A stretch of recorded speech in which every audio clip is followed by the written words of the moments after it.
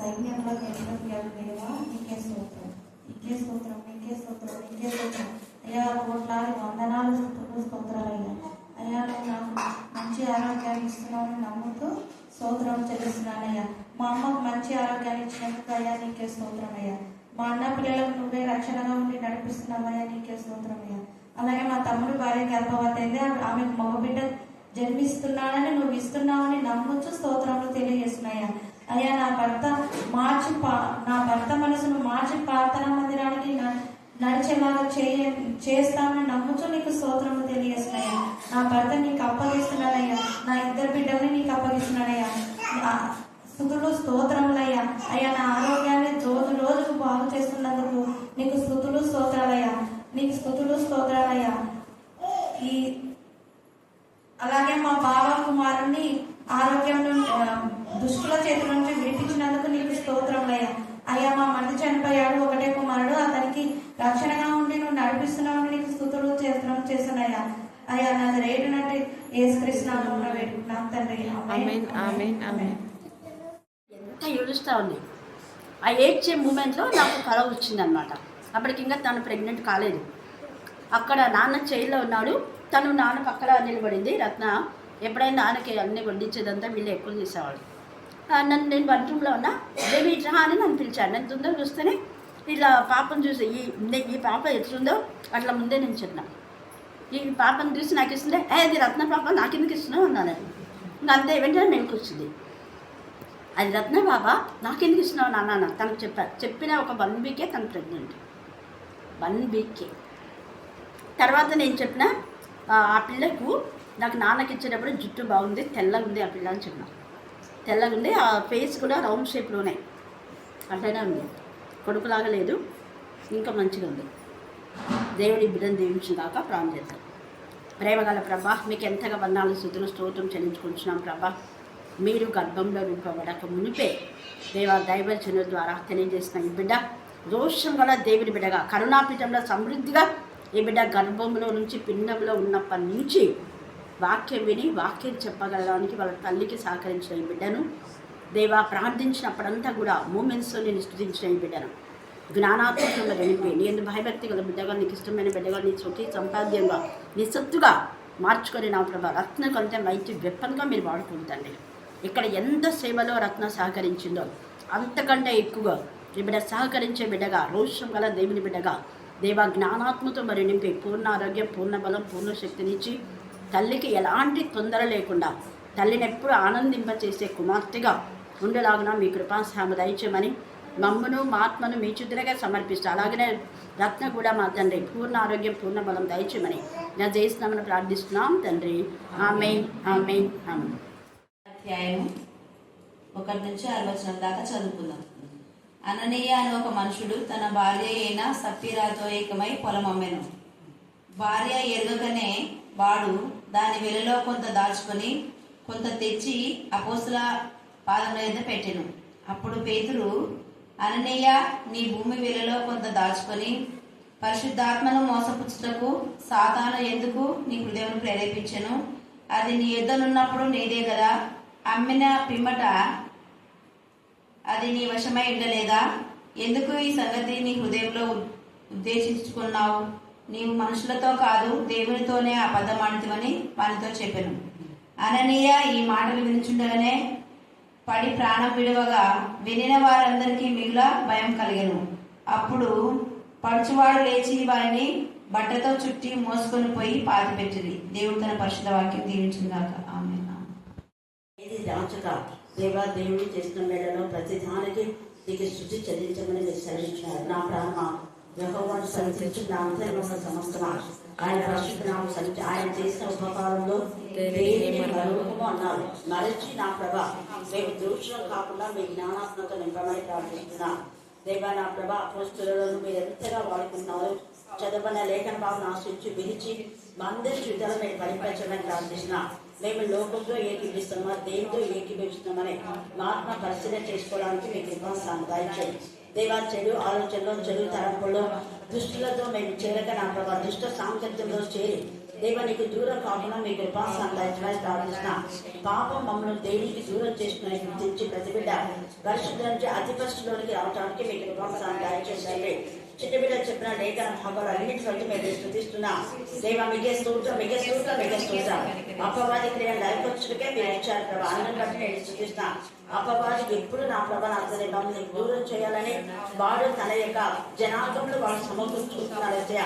దేవా నా తండ్రి అలాంటి అపవాదిని మీరు నా తండ్రి ఫలం నుంచి తోసి కిందికి పడవేసిన విధానం బట్టి మేము స్థుతిస్తున్నాం. దేవా అలా త్రోయబడే జీవితం నుంచి మమ్మల్ని విడిపించమని ప్రార్థిస్తున్నాం. దేవా నా ప్రభా ఇది మీ సన్నిధిని దేవుడి కలుగుతాడని ఆయన దహించు అగ్ని అని భయంతో వణుకుతో మీ సన్నిధిలో మేము ఉండటానికి మీ కృపాస్థానం దయచేయండి. దేవా పేతురు యోహానికి ఇచ్చిన ఆ ధైర్యాన్ని, ఆ జ్ఞానాన్ని, ఆ వివేకాన్ని, ఆ సమయస్ఫూర్తిని మాకు దయచేయమని మమ్మల్ని మా ఆత్మను మీ చుట్టూనే సమర్పిస్తున్నారు. జైనా యేసు క్రీస్తు శక్తిగల నామమున ప్రార్థిస్తున్నాం తండ్రి. ఆమేన్, ఆమేన్, ఆమేన్. ఏక మనసు ఏకభావం ఉందా లేదా అని మనమే ఆత్మ పరిశీలన చేసుకోవాలి. ఎందుకంటే ఆత్మలో ఏకీభవించకపోతే ఏవి అద్భుత కార్యం జరగవు. గుర్తుపెట్టుకోండి, ఎక్కడైనా కూడా సంఘంలో కానీ కుటుంబంలో కానీ దేశమే శపించబడుతుంది. ఇక్కడ వీళ్ళంతా ఎంతమంది ఏకీభవించినారంటే మనం కేవలం ఇక్కడ ఉన్న వాళ్ళు ఒక 30 మంది అనుకోండి. 30 మంది ఏకీభవించకపోతే దేవుడు లెక్క అడుగుతాడు. ఇక్కడ ఎంతమంది ఏకీభవించారు? 3000 మంది మొదట పరిశుద్ధాత్మతో నింపబడ్డారు. తర్వాత 5000 మంది పురుషులు మాత్రమే, అంటే స్త్రీలు పిల్లలు కలిసి ఇంకా ఎంతమంది ఉంటారో 4వ అధ్యాయంలో వీళ్ళందరూ ఇంతగా ఏకీభవిస్తున్నారు. కారణం ఒకటే, పేతురు యథార్థంగా యేసయ్య గురించి వాళ్ళని గద్దించి బుద్ధి చెప్పినప్పుడు వాళ్ళంతా ఏం చేస్తున్నారంటే మేము ఏం చేయాలి అని అడిగినారు. ఏం చేయాలన్నప్పుడు పేతురు ఏమన్నాడు? మనసు మార్చుకోవాలి. ఏంటా మనసు అంటే మనకున్న పాపపు ఆలోచన, దేవునికి విరోధమైన ఆలోచన, దేవుని బిడ్డలకు విరోధమైన ఆలోచన. అక్కడ ఒక గ్రూపు ఈ పేతురు యోహానును తిట్టుకుంటున్నారు, అవమానపరుస్తున్నారు, మమ్మల్ని గురించి వాక్యం చెప్తున్నారు, నిందించుకుంటున్నారు. ఒక గుంపు అంటే వాళ్ళు ఎవరు అంటే ప్రధాన యాజకులు, యాజకుల బంధువులు, తర్వాత ఇంకెవరు సద్దుకాయలు, పరిసయ్యులు, ఇంకా చాలా మంది. వాళ్ళంతా కలిసి పేతురు యోహాను కొట్టాలని మూకుమ్మడిగా వాళ్ళని కొట్టడానికి కూడా ప్రయత్నించారు, కొట్టారు, చెరసాల్లో వేశారు. ఇన్ని చేసినా కూడా పేతురు యోహాను ఏమాత్రం వెనక్కు తగ్గినారా? మనం చిన్న మాట అంటే కూడా పడం. ప్రభును ప్రకటించడానికి ఎంత వెనకాడుతున్నాం. ఇంత అయినా వాళ్ళు వెంటనే చెరసాల్లో తీసుకొని అవమానపరుస్తున్నారు. ఎవరెవరు వాళ్ళు అంటే ప్రధాన యాజకుల యొక్క బంధువులంతా, తర్వాత పెద్దలు కూడా తమతో చెప్పిన మాటలన్నింటినీ వాళ్ళు విడుదల పొందిన తర్వాత మేమేం తప్పు చేసాం, వాక్యం ఉన్నట్టుగా ప్రకటిస్తే వాళ్ళు ఇలా చేశారని ఈ 5000 మందికి 3000 మంది ఇంకా తర్వాత ఆత్మ సంబంధులైన విశ్వాసులు అందరికీ తెలియజేస్తాం. అప్పుడు అక్కడ ఇద్దరే ఉన్నారు, పేతురు యోహాను, ఇంకా అలెగ్జాంద్రియను. ఒకవేళ ఇంకా కొంతమంది ఏమైనా ఉండొచ్చామో తెలియదు. మిగతా శిష్యులకంతా ఇలా జరిగింది, ఏంటి మీరు ఇంత ఆలస్యం అయిపోయిందంటే ఇలాగా వాళ్ళు తీసుకుపోయి చెరసాల వేశారు, రాత్రంతా మమ్మల్ని అక్కడే పెట్టారు, వీళ్ళు ఏమైపోయారని వీళ్ళు ప్రార్థన చేస్తున్నారు ఇక్కడంతా. తర్వాత జరిగిన విషయం అంతా అక్కడ వాళ్ళందరికీ చెప్పారు. చెప్పిన తర్వాత 25వ వచనంలో అన్యులంటే ఎవరంటే మనం నిన్ను చూసుకున్నాం కదా. అన్యులంటే ఎవరు? ప్రధాన యాజకులే, దేవునికి విరోధంగా మాట్లాడిన వాళ్ళు, భక్తిహీనులు. తర్వాత స్వార్థపరులు, అంటే వాళ్ళ స్వార్థం మాత్రమే చూసుకుంటారు అలాంటి వాళ్ళు. ఇంకా చాలా మంది ఉన్నారు, బుద్ధిహీనులు, తర్వాత గర్విష్ఠులు, అహంకారులు, లూసిఫర్కు సంబంధించిన సర్ప సంతతి, వీళ్ళందరూ కూడా అన్యులే. ఈ అన్య జనులలో యూదులైన వాళ్ళు కూడా చేరడం చాలా బాధ అనిపించింది వాళ్ళకు. అందుకనే ఇశ్రాయేలు ప్రజలతో అని చెప్తాడు. ఇక్కడ 28వ వచనం చదవండి. ఏది జరగవలనని నీ హస్తమును నీ సంకల్పమును, చూడండి, ఏమి జరగవలనని. ఎంత తేటగా అంటే ఎవరు వాక్యం చెప్పినా చెప్పకపోయినా, ప్రాణం చేసినా చేయకపోయినా, స్తుతించినా స్తుతించకపోయినా ఇంకొకరి ద్వారా దేవుడు చేసుకుంటాం. ఎస్తేర్తో ఇదే మాట అన్నాడు, మీరు చేసినా చేయకపోయినా ఇంకొకరి ద్వారా. కానీ ఎవరికి ఇస్తామంట? మనకు, మన ఇంటి వారికి. అందుకే ప్రభు బలలో మధ్యాహ్నం వేళ పదే చెప్తున్నాను నేను, ప్రభు బలలో పాలు పొందిన ప్రతి ఒక్కరూ ప్రభును ప్రకటించాలి. ఒక్కరు ప్రకటించడమే కాదు, ప్రార్థన, స్తుతి, పాట ప్రకటించి అన్ని దాంట్లోనే వచ్చేస్తాయి. అలా చేయకపోతే ఒకటి అపరాధులం అవుతాం, రెండోది శిక్ష అర్హులం అవుతాం, మూడవది రోగులు అవుతాం, తర్వాత నిద్ర. 5 విధాలుగా అక్కడ తండ్రి అయిన దేవుడు ప్రభు బలలో పాలు పొంది ప్రభును ప్రకటించకపోతే అంత శిక్ష వస్తే మనం ఎన్నిసార్లు వాక్యం చెప్పండి అంటే ఏదో ఒకటి, ప్రార్థన చేయండి అంటే ఏదో ఒకటి, పాడండి అంటే ఏదో ఒకటి. కానీ పాడే వారిని బట్టి దేవుడు ఇక్కడ వీళ్ళలో ఎవరెవరు చేరినారంటే ఇశ్రాయేలు ప్రజలు చేయడం వీళ్ళకి బాధ అనిపించింది. అందుకే ఇక్కడ ప్రభు హస్తం అయితే తోడుగా ఉంది. ఏమి జరగవలనే నీ హస్తము నీ సంకల్పంలో ముందు నిర్ణయించిన, అది నిర్ణయం. ఒక నిర్ణయం మనం తీసుకున్నామంటే చచ్చేంత వరకు నిర్ణయాన్ని వెనకడుగు వేయకూడదు. ఇక్కడ ఎన్ని వచ్చినాయో గుళ్ళలో మీకు తెలుసు, ఇన్ని వస్తున్నాయి కదా నేను వెళ్ళిపోవచ్చు. చాలాసార్లు అనిపిస్తుంది నాకు, ఎందుకు ఊరికే కొందరికి ఇష్టం ఉండి కొందరికి ఇష్టం రాక ఎందుకు పోదుపా మనస్సు ఎంత విరగొట్టుకుంటానో కొన్నిసార్లు. కానీ వెంటనే అయ్యో వద్దు, నిర్ణయం తీసుకున్నా కదా. మా మనిషిని బ్రతికేది కొన్ని రోజులే, ఆ బ్రతికే వరకు ఎలాగనో దేవుని పని మనం చేసుకున్నాం. దేవుని పని ఇష్టంతో చేయాలి కానీ ఆ ఇష్టంతో చేయకూడదు. అప్పుడు వెంటనే దైవ ఈ ఆలోచన వచ్చి నన్ను క్షమించు అంటాను వెంటనే. హల్లెలూయా, హల్లెలూయా. అందుకని ఇక్కడ దేవుని యొక్క సంకల్పం, అది నిర్ణయించిన ఒక నిర్ణయం తీసుకున్నామంటే దానికి కట్టుబడాలి. వీళ్ళంతా నిర్ణయం తీసుకున్నారు కాబట్టి ఇంతమంది కొట్టి అవమానపరిచిన అందరిలో ఒక మంచి స్పీకర్, వీళ్ళు 5,000 మంది మారుమనసు పొందారంటే ఎంత పెద్ద స్పీకర్. అదే మనం ఇక్కడైతే కనుక ఎంత పెద్ద బ్యానర్స్ వేసి బాల్ పోస్ట్ వేసి అవి వేసి ఇవి వేసి ఏమేమో చెప్పుకుంటాం. కానీ పేతురు యోహానులు అవన్నీ చేయలేదు.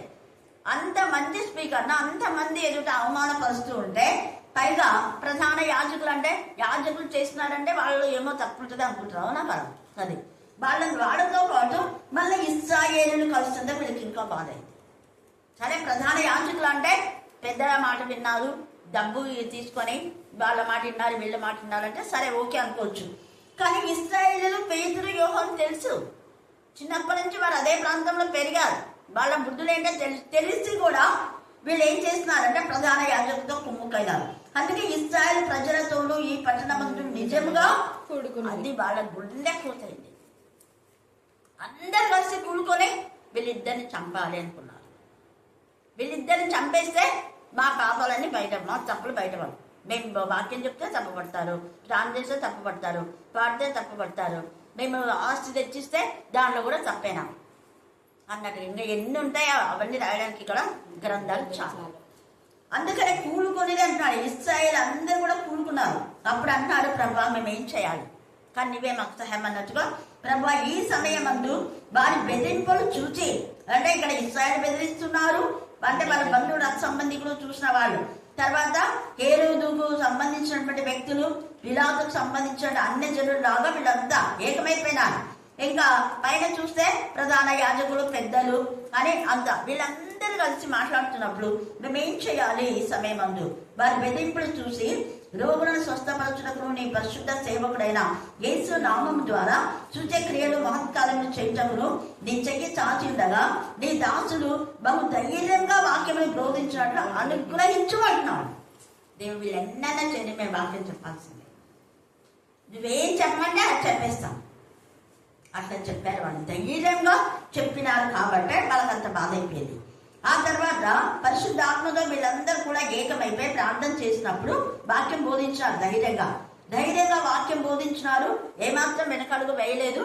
తర్వాత అందరూ కలిసి విశ్వసించిన వారందరూ, ఇది అండర్లైన్ చేసుకోండి, విశ్వసించిన వారందరికీ ఏక హృదయం ఉండాలా, ఏక ఆత్మ ఉండాలి. వేరే వేరే ఆత్మ ఉందంటే అది దురాత్మ, దుష్టాత్మ. మన నుంచి వేరే వాళ్ళు ఇంకా వేరుగా మాట్లాడుతున్నారు, ఏదైనా అనాలంటే యథార్థంగానే. కానీ మనకు తెలియకుండా మన చాట్న ఏమైనా అన్నారంటే ఖచ్చితంగా దురాత్మ, అపవిత్రాత్మ.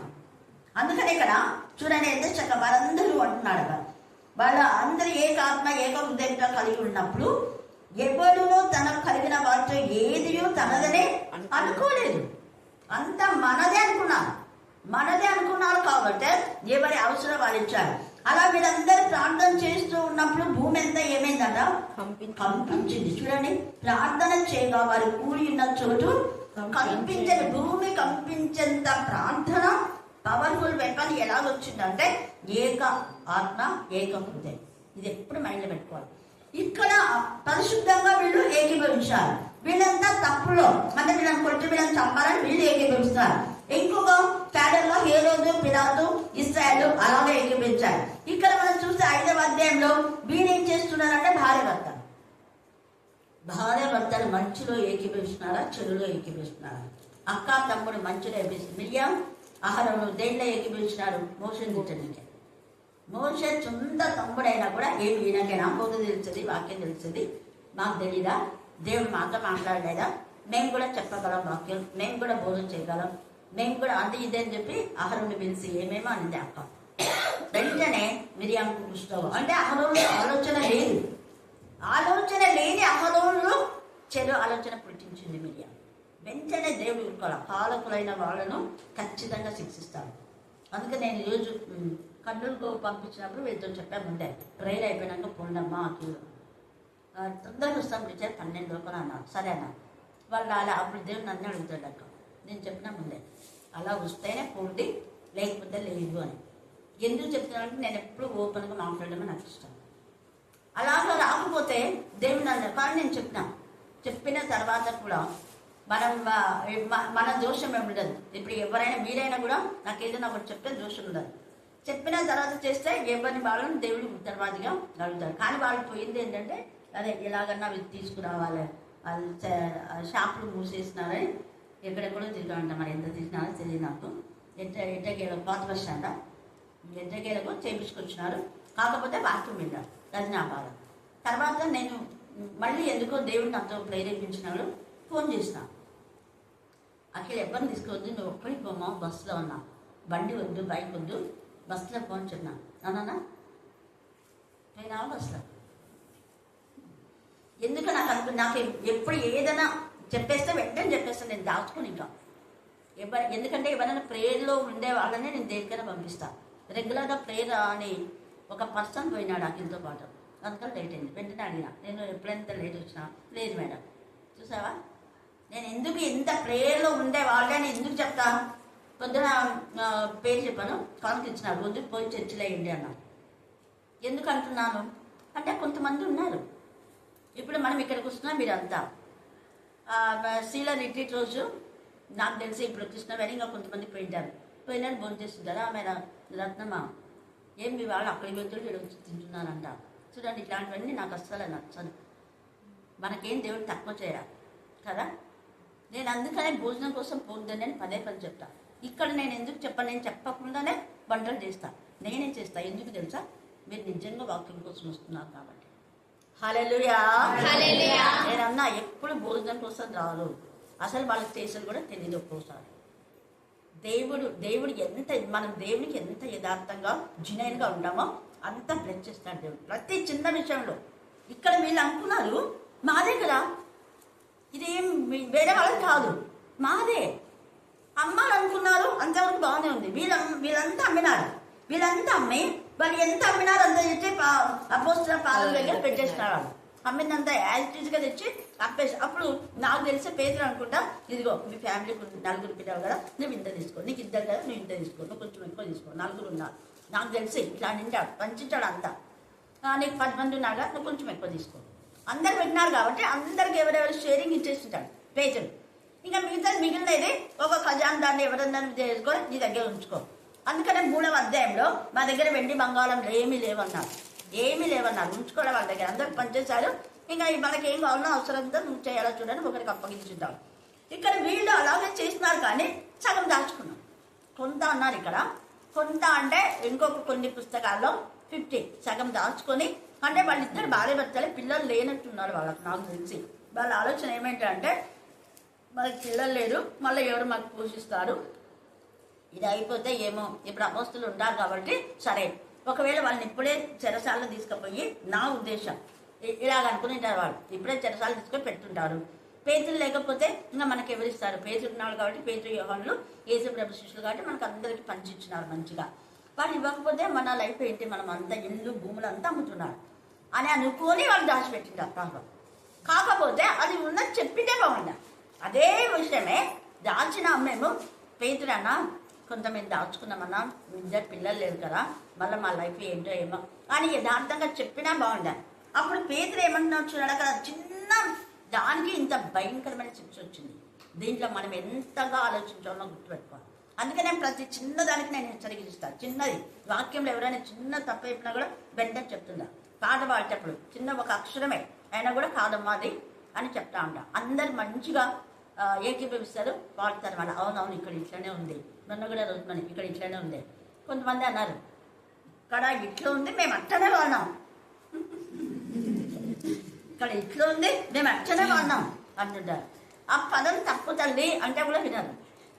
కానీ ఏకీభవించాలో కొంతమంది మాత్రమే కరెక్ట్ ఇక్కడ ఉంది. నేను పాడేటప్పుడు కొంచెం ఎంత మంచిగా ఉంటుంది అట్లా సరి చేసుకుంటే. ఇప్పుడు ఎందుకు చెప్తున్నాను అదంటే అది వినేవాళ్ళు పదే పదే వాడతారు. సున్నత మొన్న పాడిన పాట నేను ఎన్నిసార్లు పాడినా, ఎంత బాగా పాడింది, ఎంత అర్థం ఉంది. ఇప్పుడు పాడింది కదా బాబా, మళ్ళీ నేను అదే పాడించిన. అర్థంతో ఉంటాయి కొన్ని పదాలు, ఒక్క అక్షరం చేసినా కూడా దాంట్లో అర్థము పోతుంది. ఇక్కడ వీళ్ళ చిన్న పెద్ద తప్పేం కాదు. ఇక్కడ ఏమంటున్నాడు చూడండి, భార్య ఎరుకనే వాడు దాని వేళలో కొంత దాచుకొని కొంత తెచ్చి అపోస్తల పాదంలో యొద్ద తెచ్చాను. అప్పుడు పేద ఇక్కడ అపోస్తలు అంటే అక్కడ 12 మంది ఉన్నారు. 12 మంది ఏం చెప్పాలా, పేదలు పెద్దోడు కదా, చెప్పే బాధ్యత ఉంది, తనకు అర్థమైపోయింది కనుక చెప్తున్నాడు. వీళ్ళకేమి పేదలు అంటే కోపం. ఎందుకు పేదలు అంటే కోపం? పేదలు అర్థం చిన్నదానికి మనకు పాయింట్ అవుట్ చేస్తుంటాడు, కానీ సరి చేస్తున్నాడు పెద్దోడు కాబట్టి. ఇక్కడ పేదలు ఏమంటున్నాడు చూడండి, అననీయ నీ భూమి వేళలో కొంత దాచుకొని పరిశుద్ధాత్మను మోసపుచ్చుటకు సాతాను ఎందుకు నీ హృదయమును ప్రేరేపించాడు. ఇది సాతాను చేసిన పనే నాకు అర్థమైపోయింది. అక్కడ ఏం చెప్పలా, తెచ్చి ఇంతకే అమ్మాడంటే అవును ఇంతకే. చూడండి ఎందుకు సాతాను అక్కడ ప్రేరేపించింది, సాతాను ఎందుకు నీ హృదయం ప్రేరేపించను. అది నీ యొద్ద ఉన్నప్పుడు నీదే కదా, నీ యొద్ద ఉన్నప్పుడు నీదే కదా. మన దగ్గర మన పిల్లలు ఉంటే మనకేం టెన్షన్ రాదు. అది బండి మీద పోయినారంటే నేను వచ్చేంత వరకు ఎంత ప్రేరణ ఉన్నాను తెలుసా. నేను అందుకే బండి మీద నా పనికి పోవద్దండి బండి అని ఎందాకైనా చెప్తాను. బస్సుకు పోండి బస్సుకు రాను, ఎందుకంటే ఎప్పుడు ఏం జరిగేది తెలియదు. వెంటనే ప్రవీణ్ పగడాల మెసేజ్ నాకు పంపిస్తున్నాడు, సెండ్ చేస్తున్నాను నాకు, చూసినావా, ఎప్పుడు ఏం జరిగేది తెలియదు. అందుకనే ఎంత అలర్ట్గా మనం ఉండాలంటే అంత అలర్ట్గా. ఇక్కడ చూడండి ఆ చిన్నదే అది, కానీ సాతానికి ఎందుకు నీ హృదయం ప్రేరేపించడం, అది నీ యొద్ద ఉన్నప్పుడు నీదే కదా, నీదే కదా. మరి నీదండగానే ఆవిడ కొంచెం తీసుకొని వచ్చానని చెప్పొచ్చు, లేదా ఇదంతా నీ దగ్గర పెట్టుకొని నువ్వే షేర్ చెయ్యి, అందరికి ఏమేమి కావాలో తెచ్చి ఇవ్వాలన్న ఆలోచన నీకుంది, తెచ్చి అయిపోయింది కదా, మరి నా దగ్గరికి ఎందుకు తెచ్చేది అన్నట్టు పేతురు యొక్క ఉద్దేశం. అక్కడ ఇవ్వాలని అనుకుంటున్నాడు, మళ్ళా ఇది ఇవ్వకూడదని. చూడండి రెండు మనస్తత్వాలు దేవునికి ఇష్టం లేదు. అందుకనే పరిశుద్ధాత్మని మీరు మోసపుచ్చున్నారు, నన్ను కాదు. ఎవరిని మోసపుచ్చున్నారు?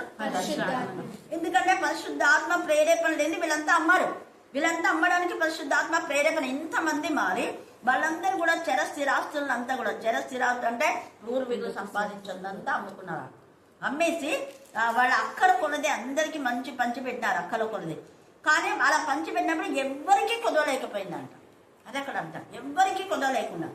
ఇక్కడ అదే విధానంలో వీళ్ళ ఆలోచన మంచిదే, కానీ వీళ్ళు అలాగా అందుకే అంటున్నారు కదా, అది నీ యొద్దన్నప్పుడు నీదే కదా, అమ్మిన పిమ్మట అది నీ వశమై ఉండలేదా, ఎందుకు ఈ సంగతి నీ హృదయంలో ఉద్దేశించుకుంటున్నావు. హృదయంలో అనుకున్నది పేదలకు అర్థమైపోయింది. ఇతనేమనుకున్నాడు, నేను హృదయంలో నా భార్య నేను తెలియకుండా చేసుకున్న పని ఈయనకేం తెలుసునని వీళ్ళు అనుకున్నాను. పరిశుద్ధాత్మకు అన్నీ తెలుసు. ఎక్కడ ఏ కార్నర్లో, ఏ చేను దగ్గర, ఏ చెట్టు కింద, ఏ ఇంట్లో, ఏ బస్సులో, ఏ ఆటోలో, ఏ చర్చి దగ్గర, ఎక్కడ ఏం మాట్లాడినా కూడా అన్నీ నోటెడ్ అయిపోయింది. కాబట్టే నేను బాధపడుతున్నాను.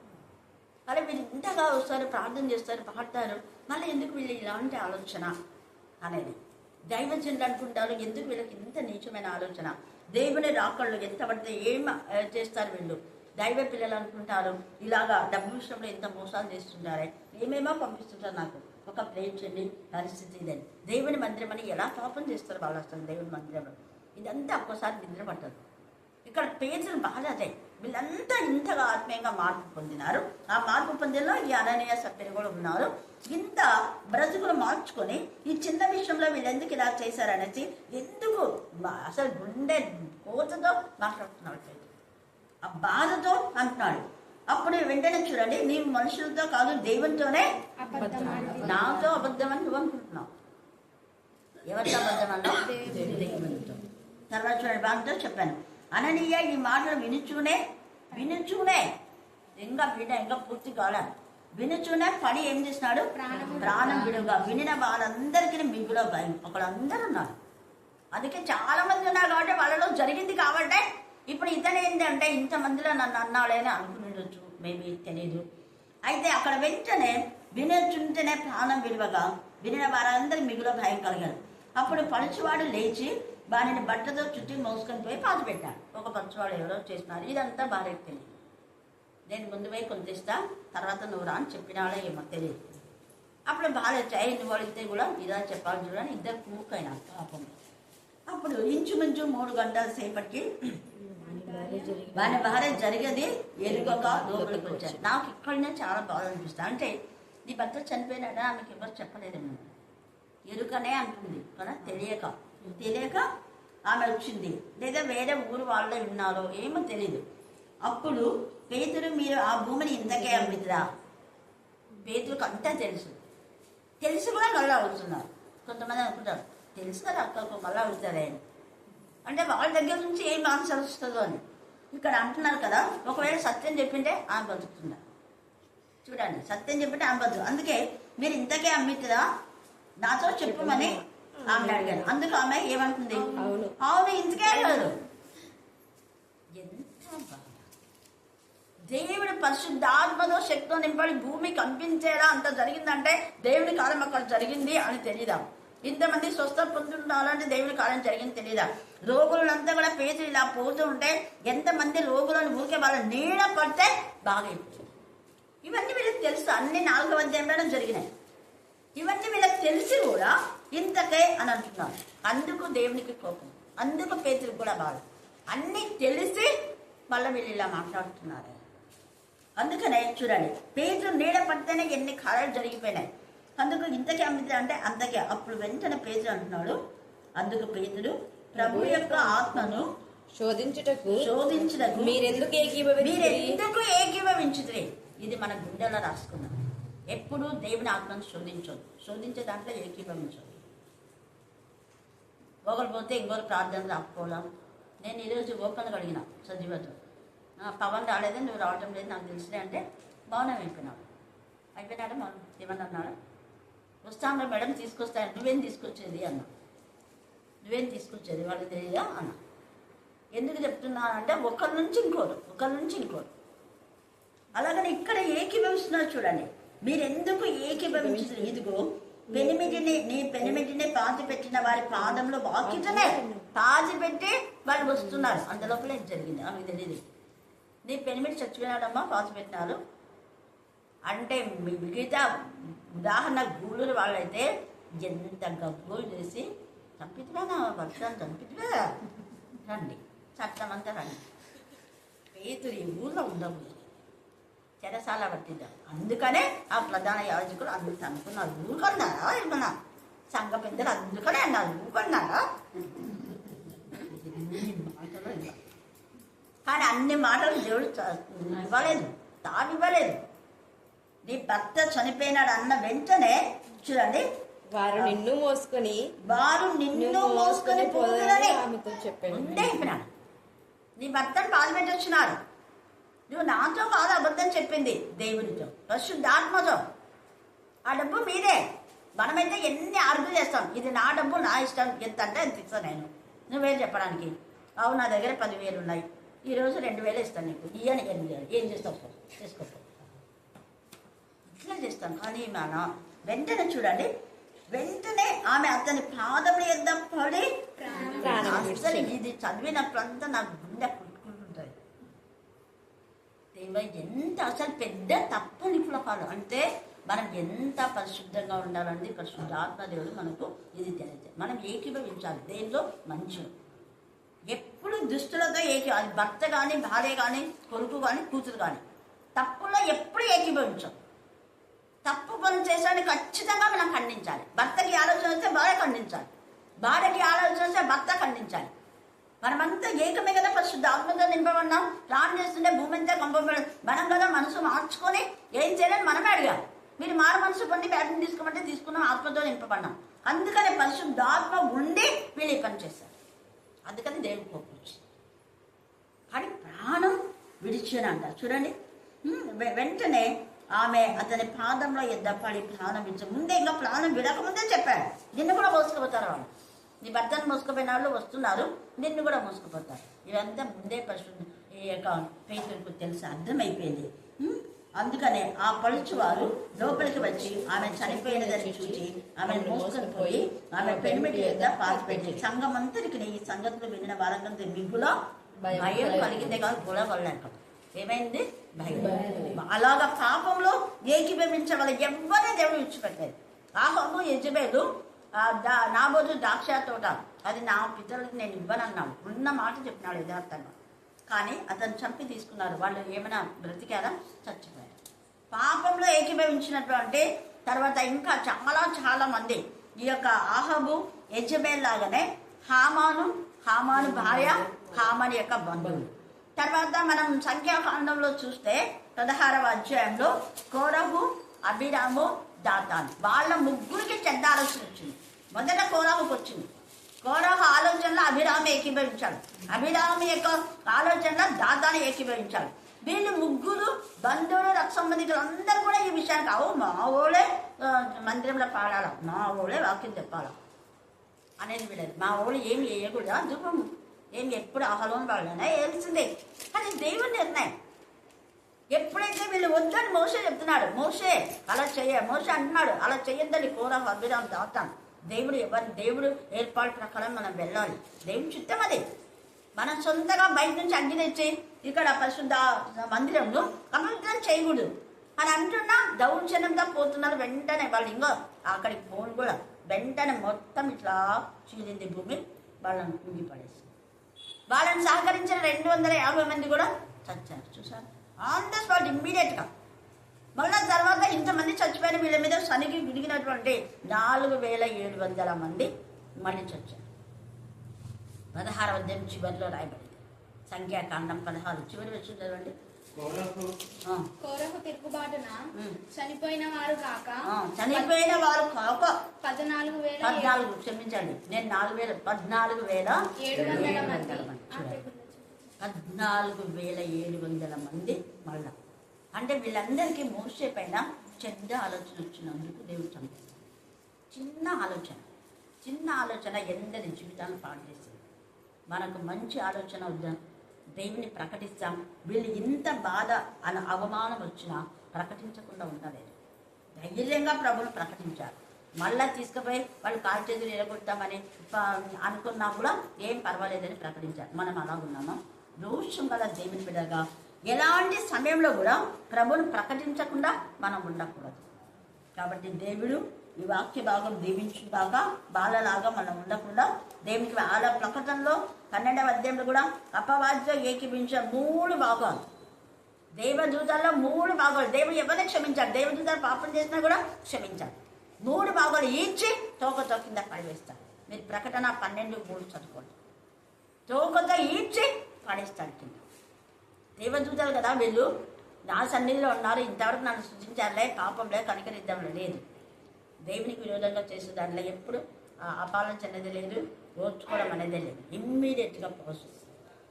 కాబట్టి పరిశుద్ధాత్మతో నింపబడిన బిడ్డలు ఇంత యథార్థంగా ఉండాలి. కాబట్టి ప్రతి చిన్న విషయం నేను మీతో మాట్లాడుతున్నాను. అలా చేయకపోతే దేవుడు నాకు తగిలిస్తాడు. అందుకే భయం నాకు. కాబట్టి భయపడి వణుకుతూ దేవుని సన్నిధిలో దేవుడు మహిమపడదాం. దేవుడు ఈ లేఖన భాగం దీవించి ఆశీర్వదించుగాక. ఆమేన్, ఆమేన్. చివరి ప్రార్థన సహోదరుడు దేవుజీ మన ప్రార్థన. మీరు జ్ఞాపకం ఉంచుకోండి, మీ ఆత్మశక్తిని తోడుకొంచండి, వారికి కావాల్సిన ప్రతి అవసరతను మీ వాక్యం ద్వారా తీర్చిదిద్దండి. ప్రభావాలయ తండ్రి, లోకానుసారంగా తిరుగుతున్న ప్రతి ఒక్కరిని కూడా మీరు జ్ఞాపకం ఉంచుకోండి అయ్యా. వారిని కూడా మీరు తండ్రి వారిని మీరు మార్చండి, వారి మనసులను మీరు మార్చి మీ ముందర నడిపించండి, సరైన బోధ వినేటకు సహాయం చేయండి. అలాగే తండ్రి ప్రభా ఎంతోమంది బిడ్డలు తండ్రి మొక్కుబడి తీసుకుంటారు, కానీ తండ్రి ఆ మొక్కుబడి చెల్లించడానికి వెళ్ళే సమయంలో మాత్రం ప్రభా వెనకబడిపోతున్నారయ్యా. వారికి కావాల్సిన ఆశీర్వాదం కోరుతారు, కానీ కోరక ముందే తండ్రి అది ఇస్తాను ఇది ఇస్తానని వారందరూ అంటారు, కానీ వచ్చిన తర్వాత తండ్రి ఇవ్వలేకపోతున్నారయ్యా.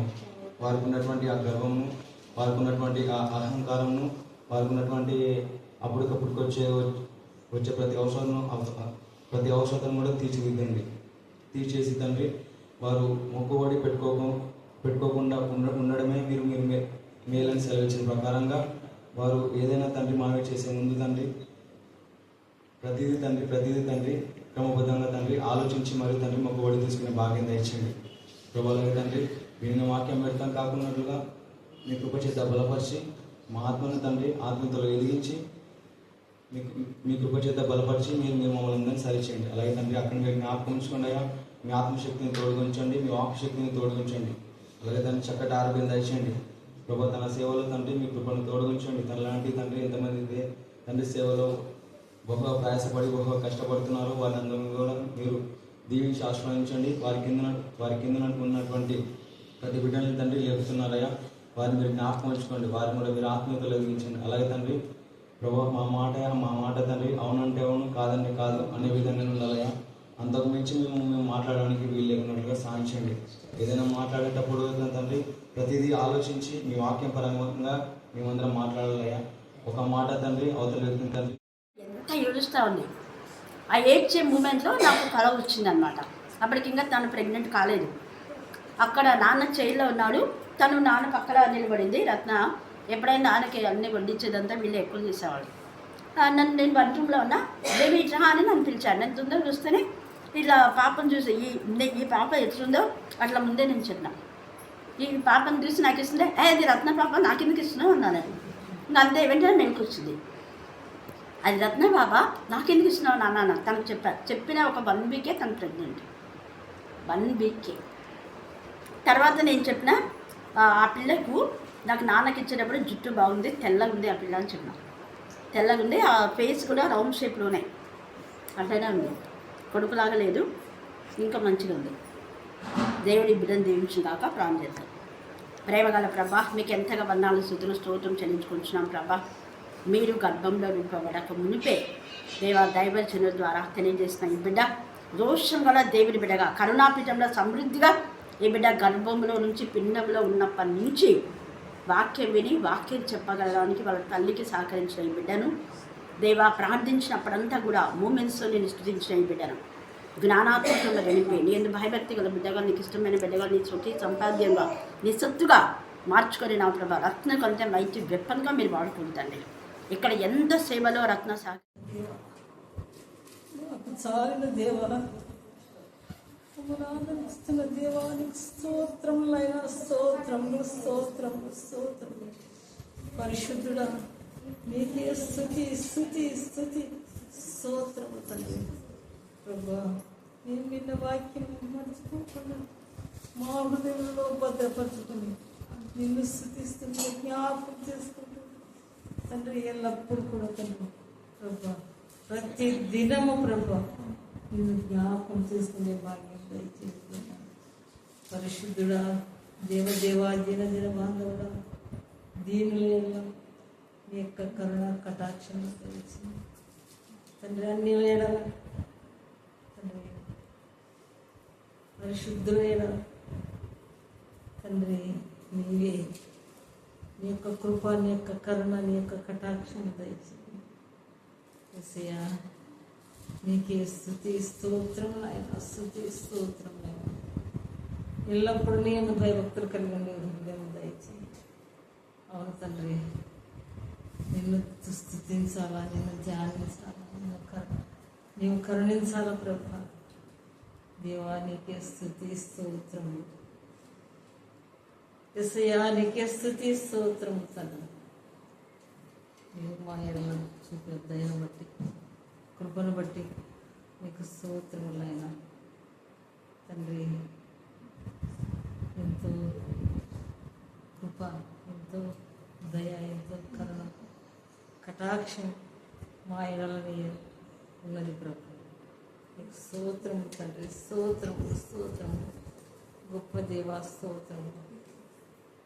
కరుణా కటాక్షము మాపై ఉంచినందుకే స్తోత్రము తండ్రి. నీకు స్తోత్రములు స్తోత్రములు స్తోత్రములు.